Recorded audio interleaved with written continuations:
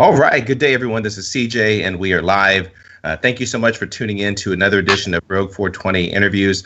And I'm very excited today to be joined by Abigail Dar. Abigail is the mother of an autistic son. She's also a researcher and advocate for cannabis for autism in Israel. Now, I've had the pleasure of interviewing Abigail before, and I'm very excited to catch up with her. I believe it's been close to a year, and Abigail's been doing amazing work with her family and with advocacy for cannabis for autism. And she's going to walk us through why cannabis is, as a whole plant, is so effective for treating autism. She was recently featured in an article in Herb magazine, specifically talking about, CBD. But we're going to talk about numerous topics, and I'm very excited to have Abigail with me today. So, Abigail, welcome. How are you today? Fine, thank you. I'm good. Very good. Well, thank you so much for being with us today, and it's a great time to catch up with you and your family. I know that you probably have shared a little bit around your son, your family, and why you started utilizing cannabis as a treatment. Can you share with us a little bit around the background information, your son, the story about having to switch vehicles for safety reasons? Please share with our family, take us back in history a little bit, please. Well, I have 3 boys. My eldest, Yuval, he's 24 years old now. He's severely autistic, he's nonverbal, and we adore him, we love him. And along the years, we had what we all know in our parents' community, what we call behavioral issues, which became quite impossible when he was 12. Then we started medications, risperidone. Then they stopped working. We had to add something more and something more. And Yuval also developed seizures, epilepsy at the age of 16. And then the behavioral issue became impossible. Like he would outburst and be very self-injurious. And when he couldn't handle the anxiety anymore, he would attack me. And it made life impossible. And we tried every antipsychotic medication available. And we realized after a few, when he was 18, it was obvious the medication don't work. And even maybe cause him, he doesn't talk, so he doesn't say it, but he didn't look, it was going down the hill. So we weaned him off very slowly from all antipsychotic medications, and he was better without them. And a lot of time, I'm no doctor, so I'm not recommending medications. But a lot of time we parents come into a loop where we give our child something, it works. It is known as the honeymoon period. It's a well-known thing. After a while it stopped working and we go up with the dosing and up with the dosing, and then it doesn't work, then we change medication. And altogether the kid is impossible. And we are saying to ourselves, well, if he's like this with the medication, I can't imagine how he will be without them, without even checking the idea that maybe he'll be better without them. Do I make sense? Oh, yes, absolutely. And I think for the most part, every parent would do the same thing, right? But we parents, sometimes we live through very complicated situations. The kid is very difficult for himself and for us, and we can't think that there's nothing we can give that wouldn't work for him, that wouldn't help him calm down his anxiety, and we weaned off Yuval, but it was still not as difficult as it was with medication. We had another 2 rough years, and then I appealed for medical cannabis, and after 2 appeals and again, I was very persistent with that. He was one of the first in Israel who received access, but it wasn't for autism, it was under compassionate treatment. And we started treating him, and from day one, it was a game changer. I'm not saying cannabis, Yuval is still very autistic. We still have our ups and downs. We have good days and less good days, but it's manageable. It's not, you don't live in the chaos we lived before. So I became an advocate, and I went on TV in Israel, and a lot of parents were coming to me, and it was a long wait, 2.5 years, very intensive ones. But we already have in Israel by now over 600 kids with autism having legal access to cannabis. And we gather the data, not of all of them, but about 200 of them already, about what exactly they are getting in terms of the profile. Because cannabis is not just one thing. Cannabis is a plant. Plant has strains. Thousands of compounds, over 140 cannabinoids, terpenes, flavonoids, and then there's the human body who's different. We differ from each other, and there's no one strain or one compound that will affect the same all of us. So what we are trying to do is starting understanding in statistically what compounds are playing the major game there. Absolutely. And whenever you began utilizing cannabis for your son and his autism, what kind of changes did you see with your son? First of all, if Yuval would have bite himself, which I call self-injurious behavior, and then attack me, if it would happen on a weekly basis, and in some days I would lock myself in the room because I was like haunted animal in the house, which sounds terrible, but I adore him. I know it's his anxiety. I can say we had outbursts, I think in the last 2.5 years, about 3 times. And it's a big change. I'm not afraid to be with him anymore. I can take care of him. I'm not worried whether he'll outburst suddenly, and I wouldn't know, because physically he's stronger than me. He's a big guy, strong young man.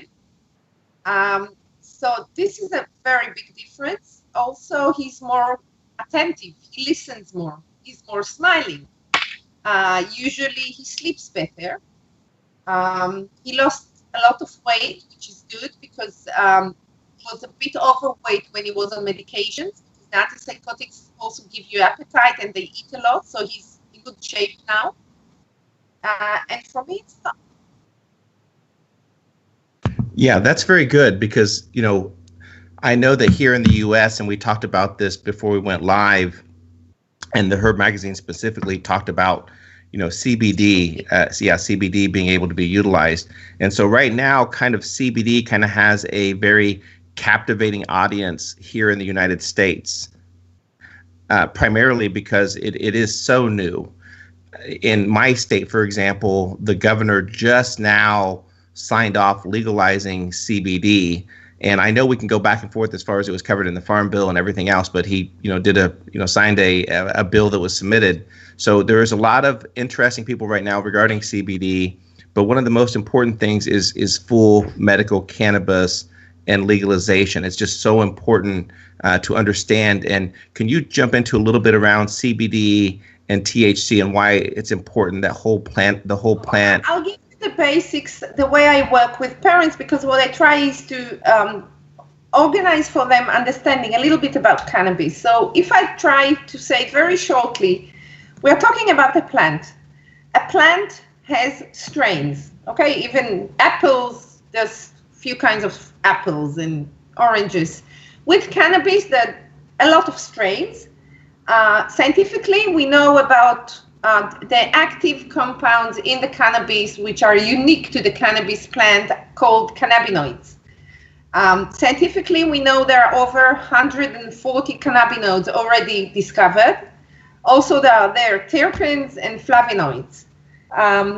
Each strain has a different profile of 30-40 cannabinoids, which means that if you give a whole plant which has THC, CBD, there are also another 28 or 38 other cannabinoids there in the game. So THC and CBD are definitely very important. therapeutic. They have comparatively there's high value of them in each plant. They are definitely important. THC is causing what you would think about cannabis what you know about him recreationally. It's psychoactive. It makes you the high. It gives you the munchies. But it's also very therapeutic. It's a pain reliever. It does a lot of therapeutic work, while CBD is the antipsychotic compound. It doesn't make you high. It's not psychoactive. And regarding our kids, we know it's anti-inflammatory, and that in certain dosing, it will lower the anxiety. Now, when you come to think about treating children, very vulnerable children, it is right. I mean, CBD is safer than THC, right? CBD is not psychoactive. Mm-hmm. And I think also on the autism spectrum, there's comorbidity with epilepsy and also with psychotic situations. I can't ignore it. So I take the population of autistic people as a vulnerable one. So when I try helping with cannabis, I will always go to try first strains with higher CBD. It's like if you have a headache, you first try Advil before taking morphine, right? Correct, yes. Some of the kids, and we see it again and again, need more THC. And the amount it is stoning them or making them making them high or stoned, whatever, it's also a matter of dosing. It's like, if I'll take a glass of red wine now and drink it, or I'll drink a whole bottle of vodka, I would respond differently. So saying cannabis makes our kids stoned is quite crazy when you give them medications, when you trust the carer not to stone him, but to make sure he feels better. And if a kid suffers and this thing makes him feel better and be more attentive and being able to we have a lot of steaming and sensory issues, and it makes them more organized. What's wrong with that? Right. No, you're absolutely correct, and your sharings and your perspectives. I don't want to go into too much of a tangent about it, but one of the things that I do want to talk a little bit is around the overprescribing of traditional prescription medications to our children. And that's something I think that people need to understand, that we've experienced that. We have firsthand experience of some of the psychotropics, and that they're counterproductive to help our kids. Can you share a little bit around that, please? Look, the kids I'm taking care of hands-on, okay? There are over 200 now. So I don't have the statistic, but so many times I get parents of autistic 4, 5-year-old that is already on antipsychotics, and I'm just shocked. I mean, there's no one single research showing what these medications do in the long term. These medications are aimed for grown-ups. They are using them, and we have here, I don't know how it's in America, but here a parent doesn't want to give medication, and sometimes the education system, try to persuade them to give the kid medications. And, I started giving Yuval risperidone when he was 12. I'm not judging any parent. I know how difficult it can be. But the easy way in which so many doctors prescribe these medications is just wrong. There's so many other practices, therapies we can go through with our kids before giving them medications, and a lot of them. You're correct, and that's probably one of the things that's very frustrating to me, is that when you hear certain states and the legalization of medical cannabis, you hear time after time again that the studies need to be concluded first, that the research needs to be concluded. I'm like, wait a minute. Do you not understand that these prescription medications that are being prescribed have not been researched of children of that age? So it just sounds to me just very uninformed as to what cannabis, the whole plant of what it can do. And you're in Israel. I think that we've kind of shared at the beginning to our audience regarding your work there, and you're actually participating in clinical studies. And to me, I think you stated that Israel is full medical cannabis, and that's in the country, correct? Right. Yeah. So, and I also know that they're developing certain strains specifically towards autism families. So could you share a little bit around the clinical studies that you're participating in and how it's going? Well, there's the Sharet Tzedek clinical study of Dr. Adi Aran, which is only one strain, which is, from what I see, it's not enough. It's not enough because I see again and again that one strain with the same CBD in ratio wouldn't work for one kid, and then we switch strain with the same CBD and THC ratio, and it will work for him. So it's not only CBD and THC there. There are a whole gang, what Professor Meshulam called the entourage effect, that works there. The fact that we don't know exactly what works there doesn't mean it doesn't work, right? We Correct, just yes. don't know exactly how THCV, CBDV, CBDA, or whatever compounds, other compounds there are doing the work, not to talk about terpenes.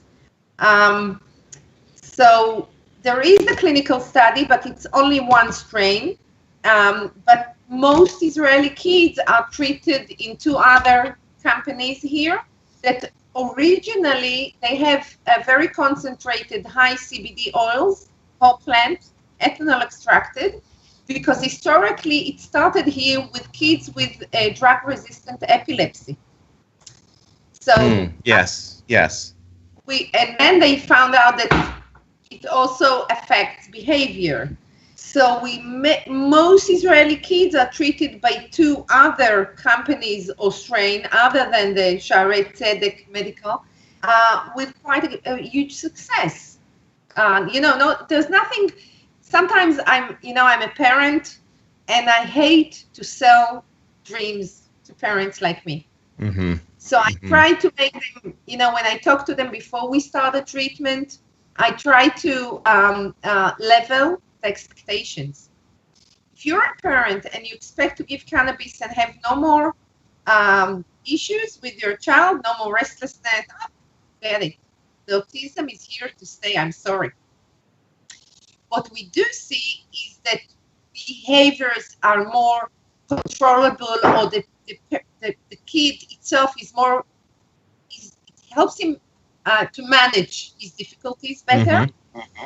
And I'm very reluctant saying it, but I see more and more kids that at younger ages, when they get it, when they take cannabis, they improve their verbal communication, which is amazing. Yeah, and we're seeing that time after time again. Yeah, absolutely. Yeah. And I'm afraid of it because it's like a bit, when you're a parent of autistic nonverbal child and you think something will help your child talk and it doesn't, it's very difficult. So you have to be very cautious when saying this thing. Sure. But I do see it. Mainly with the treatment succeed with parents who are willing to make a process. They don't think it's like, you tell me to take 2 drops 3 times a day and it will do this and that. Yeah, and what you just said is so important, Abigail, primarily for level setting with parents, right? Because now there's so many companies that are promoting CBD oil as the cure-all. Oh, CBD this and that. And I don't want to discredit CBD at all, but I also want to. But I'm saying it's not cure for all. It's an amazing plant. It's for a reason our body responds so well to it. I just saw research saying I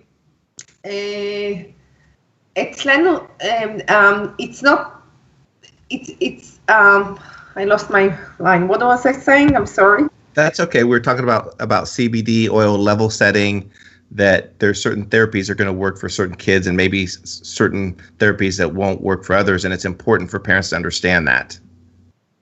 But CBD alone, it's not enough. And what happens is because of the laws, it's easier to sell CBD. Right?